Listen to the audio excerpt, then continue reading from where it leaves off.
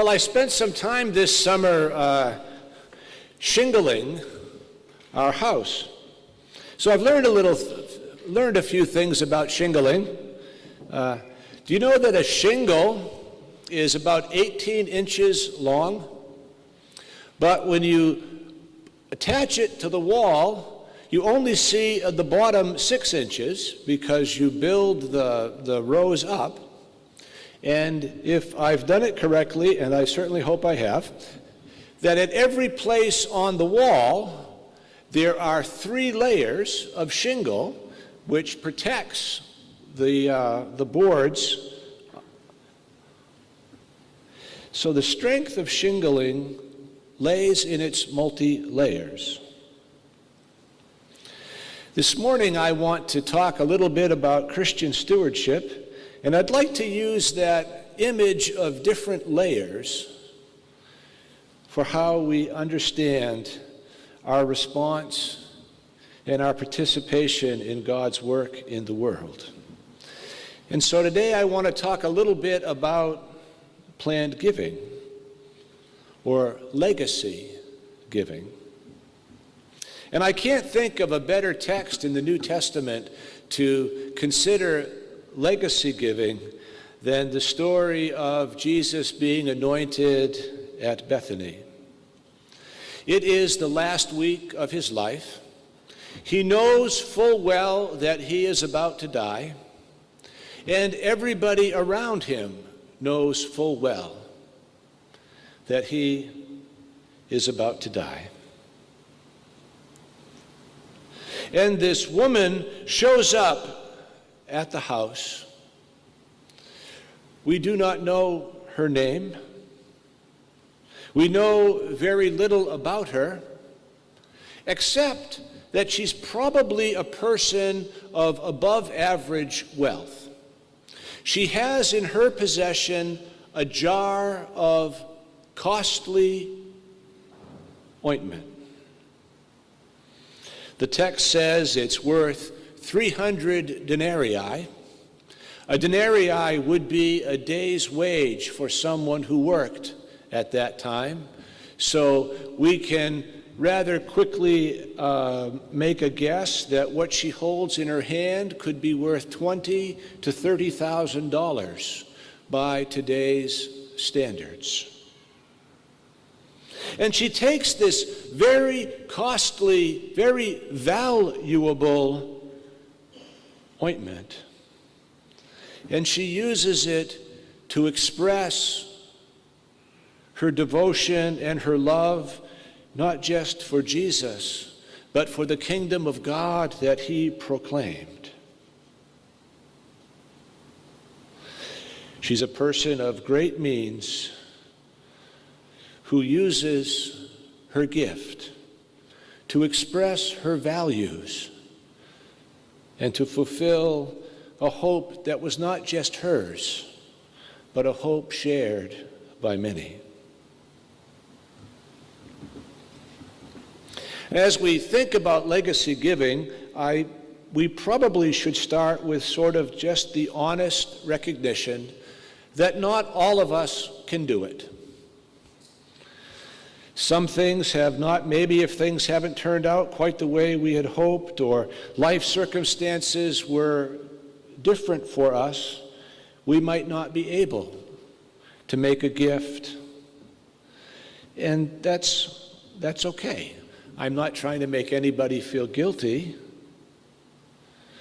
But even though not everybody can do it, I think everybody has a part in being the kind of place where such gifts are welcomed and celebrated.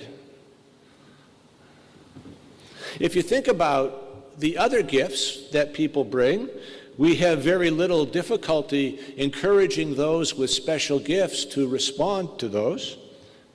Not every one of us should be in the choir, but it is Ben's job to look around, to hear you sing, and to acknowledge your gift, and to invite you to use that gift in an appropriate way.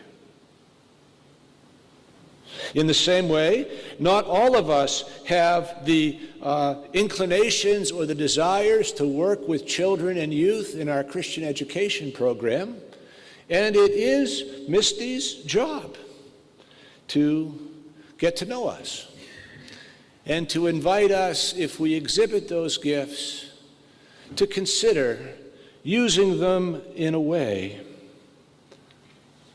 that would enhance the nurturing of the next generation of Christians here in the life of our church.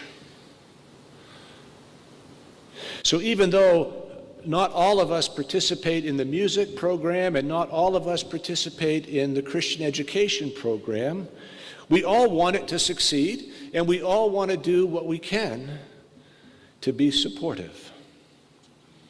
So I think the same is true about legacy giving. Not all of us can do it. I know that when I think about the end of my life and what I would do, I would very much like to make such a gift at the end of my days. But there's a lot of water yet to go under the bridge, and I don't know if I'll be able to or not. But it's important to me.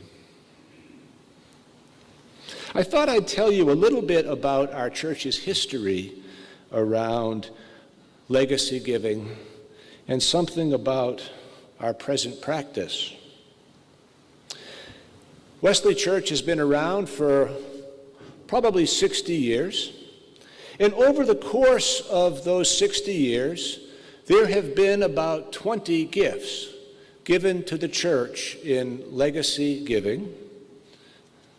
And if we take the value of those gifts and account for growth, we are blessed right now as a congregation to have an endowment that's worth just a little bit less than $1 million. We've been blessed. And I also would like you to know that those gifts are managed well. We take that $1 million and we invest it very carefully with the United Methodist Foundation, and we take a small draw on that each and every year. Now, for those of you who like numbers, here we go. What we do is we take 3.75% of the total value of the asset figured on the previous 12 quarters, a rolling average of those previous 12 quarters. What that means is that when the markets shoot up, as they have recently, we do not take more. And when the markets dip, we do not take less. Presuming that the markets will grow over time somewhere between 8 and 10%, that if you take 3.75, that should be a sustainable way in which the precious gifts that were given could be preserved and enrich ministry for as long as there are congregations worshiping here.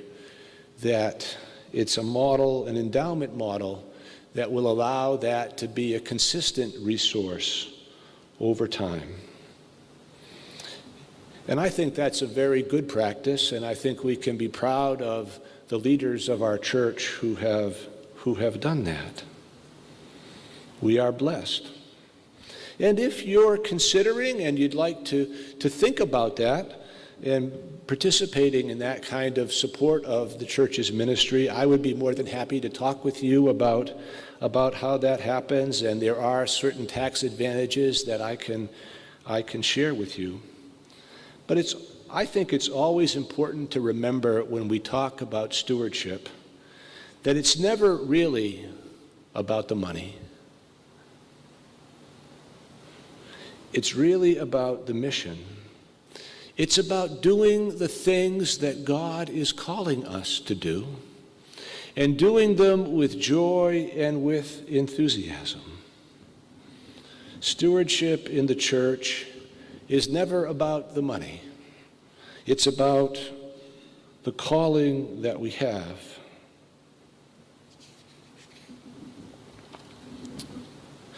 I'd like to read you a quick story that was written by Gary Melville. He's one of the officers at the United Methodist Foundation. He entitles it, $1 Million in 10 Minutes. Are you quick on your feet? Can you think fast under pressure?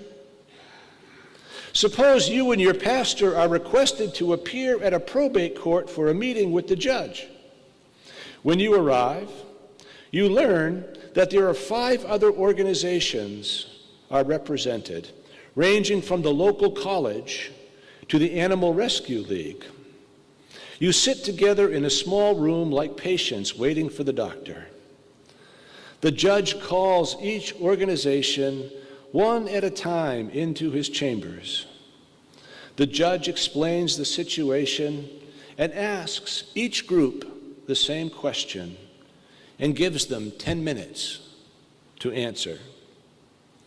Now it seems that John Dunwell, a wealthy person with ties to each organization, has died.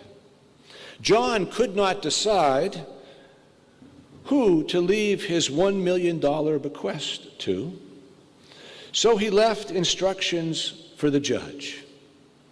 The judge is to ask each organization how they would use the money, and then to give each organization 10 minutes to think and answer.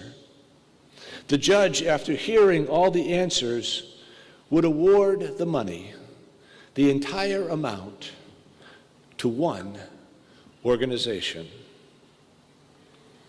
So now, within the next 10 minutes, prepare your answer for the judge.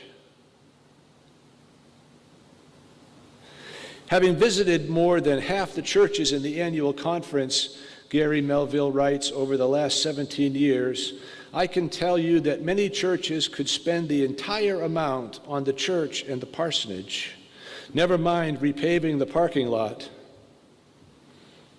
Gary didn't mention anything about the steeple. I feel slighted. But will that be a compelling story for the judge to hear? You overhear the college group. They're talking about cancer research. And the Animal Rescue League is excited about offering free spade and neutering services. Yikes, there's only 3 minutes left. Maybe you should have prayed first. Time's up. What do you tell the judge? And how do you feel about your chances?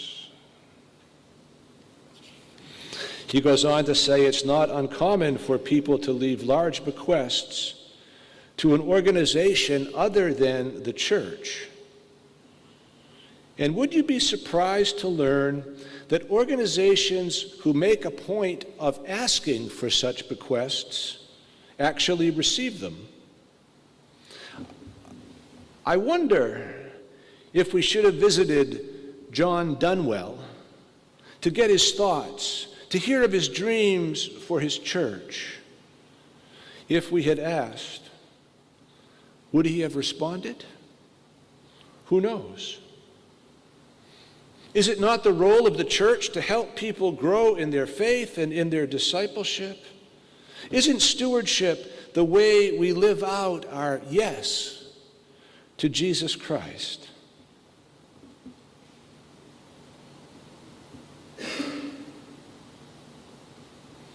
Or do we avoid the bequest conversation because we're a little uncomfortable with our own stewardship, uncomfortable with our own vision for the church? The answer we prepare for the judge is what we need to present to all of us, whether we are wealthy or not. Because stewardship is not about dollars, but it's about vision and mission and what it is we want to accomplish. What it is that God is calling us to do. Well, I've told you this next story many, many times, and I'm going to do it again. A few years ago, a vision was sparked across the city of Concord. There was an understanding that homelessness was a serious problem, and that particularly families were in crisis. You see, families can't go into the shelter system because the children cannot be guaranteed that they would be treated safely there. And so we began to talk about Family Promise as a ministry that we could share, not just with our congregation, but with every congregation, with many congregations throughout the city of Concord. And there were 13 to 15 churches that got together and said, yes, we will embark upon this ministry together. And so we ventured out. Didn't have the money that we needed, didn't have a full plan, but we made a commitment to do it. We made a plan. We began the ministry. And then one of our former members heard about this ministry. She was so excited that congregations were going to work together, that families would have a sheltering ministry. And the other thing that was true of her is that she'd received a diagnosis. She knew that she would die very soon. And so one of the last things she did with her life, the alabaster jar she broke open on her deathbed, was to help make possible a vital ministry, Family Promise. Now, it was just beginning, and we weren't quite sure we'd get off the ground. And so she asked us as a congregation to hold that gift, to make sure that the group would be ready. And when we were comfortable that they were going to succeed, we would give it. And you know, that promise of a coming gift brought great intentionality to the group that was founding it. That was a yardstick for them to achieve. And because they had that promise, they worked all the harder. And the ministry of Family Promise is thriving, is making a big difference in homeless families. Well, one of the layers of support for the ongoing work of God in the world, one of the layers of our stewardship, is planned giving. It's not something every one of us can do, but it is something we can all participate in by having a clear vision of who we are and what we want to do, by taking each and every aspect of the ministries we share with great seriousness. Because whether you're wealthy or not, people want to support something that's effective and meaningful. And the quality of our discipleship and the clarity of our vision is so, so important.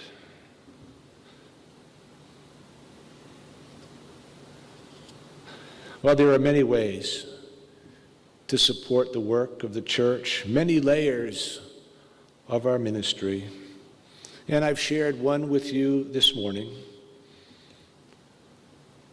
But stewardship in the church is not about dollars. It's about vision. It's not about finances as much as it is about a passion to be faithful to the God that we know in Jesus of Nazareth and to follow where he leads. Amen.